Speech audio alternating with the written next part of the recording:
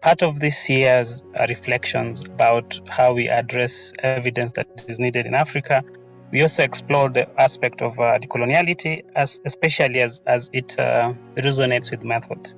So this whole work was, we worked with a lot of partners, but more importantly, it was anchored towards delivering an idea, but that within ARIN, we are focusing on decolonizing methods for sustainability research.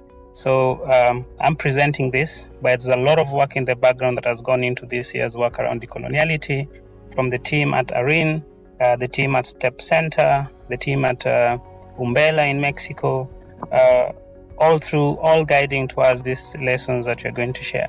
So ideally, the whole topic around decolonizing methods for sustainability research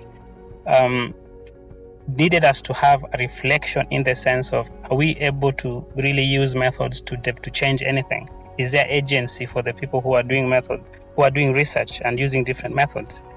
Here you're seeing a picture of young people who are really passionate about pursuing the idea around decoloniality and using it in research as part of the summer school we had. So in that line, then what did we do? First, we had contextualizing seminars. One of the 3 of them throughout the year.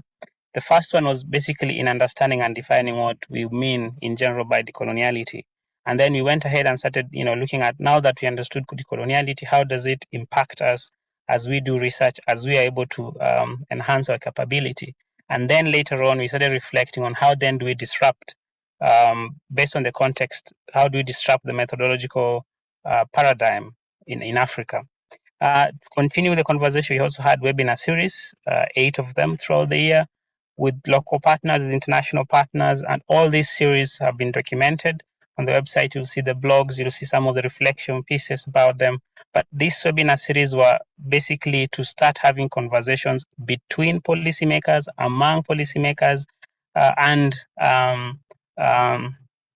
researchers and practitioners and all that. And we had very passionate conversations throughout the year about methods and sustainability and transforming us towards sustainability.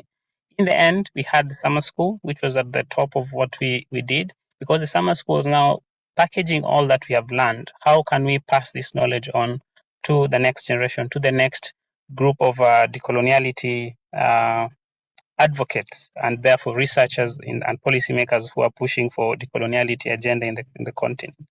So we did look at 5 key topics throughout the year that was anchored around decoloniality. We looked at how valuing diversity, and this is the conversation you normally have about, control and care and conviviality. When you think about diversity and valuing it, there are people who want to control the narrative, there are people who care so much about the narrative. But the idea is to balance between control and care to allow for that context to emerge. And that's where conviviality comes in.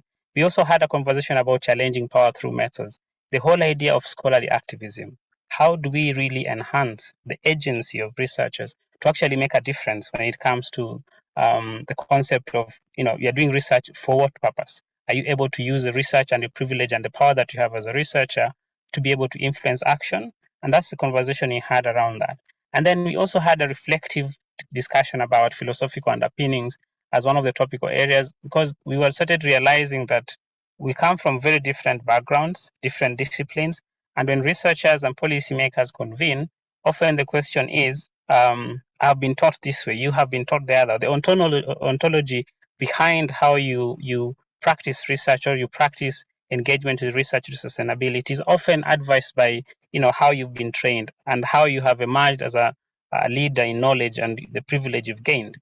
Talking about all those things requires that we understand the philosophical underpinnings under which the methods that you practice are embedded. And that's one of the topical areas we talked about. We also talked about multidimensionality, considering that when you look at methods, then you have to start thinking about the different dimensions that come into play. Are these dimensions able to enable or disable the success of how we use methods to challenge sustainability research? And then the last topical issue that we also explored around our context seminars, webinar series, and therefore the summer school was about how do we articulate research methods? How do we not just copy and paste methods, but how do we contextualize in the customization that we make for research methods and create a difference in terms of the methodological application that we bring on board? So all this said, we are doing the book, and I think we'll talk a little bit more tomorrow about the book. So I encourage everybody who's here to join tomorrow for us to discuss this book that is packaging some of the lessons that we've learned in terms of the scholarly bit of it in decolonizing methods transformation to sustainability. What are the practices? What are the theoretical underpinnings? What are the practical implications? Where are the case studies?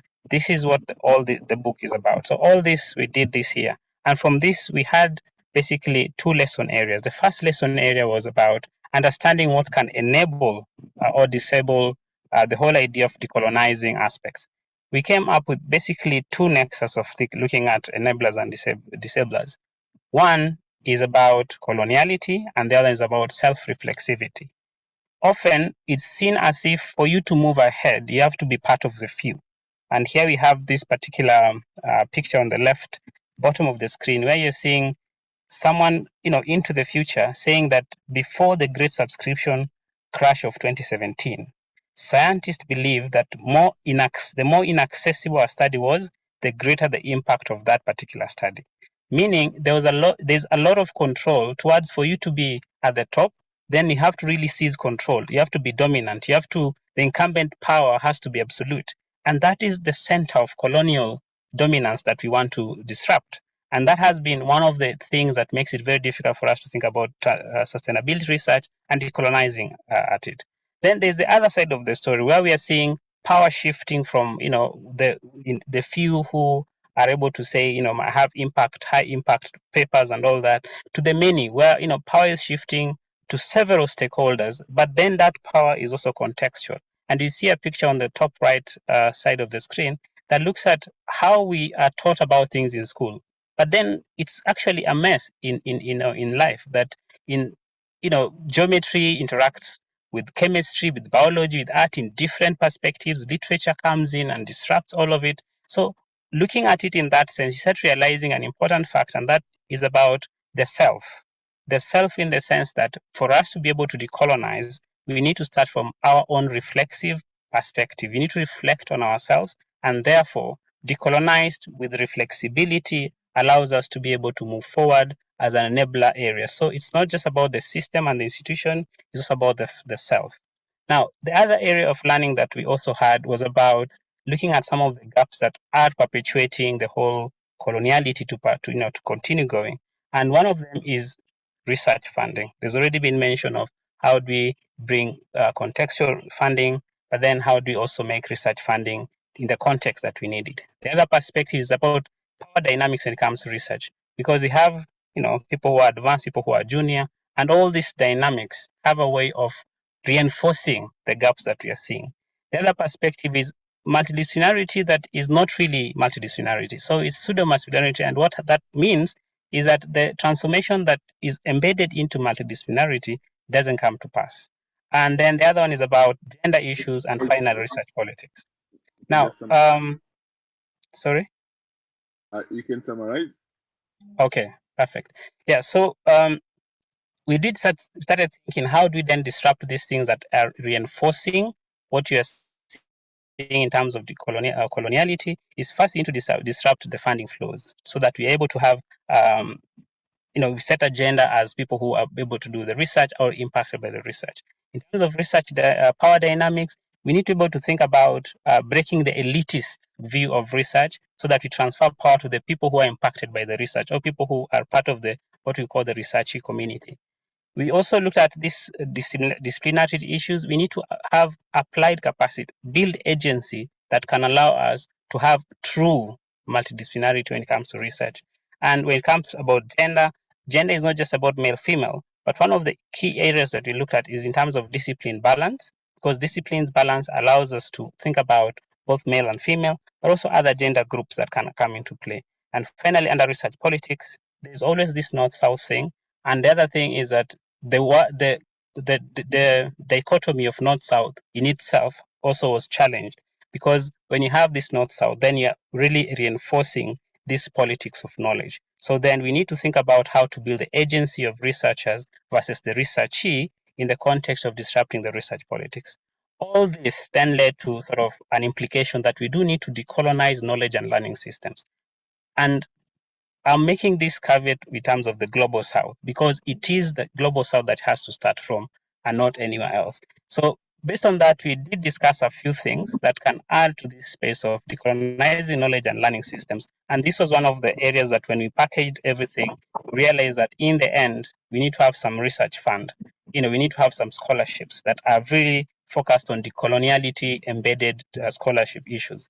Transdisciplinary dialogues, an important factor. We stopped having dialogues that are based on single silo effects.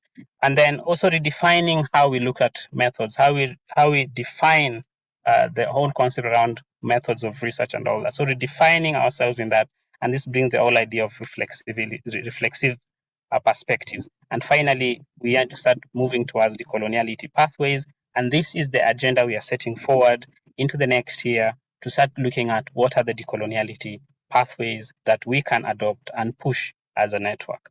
And with that, thank you very much from Darren.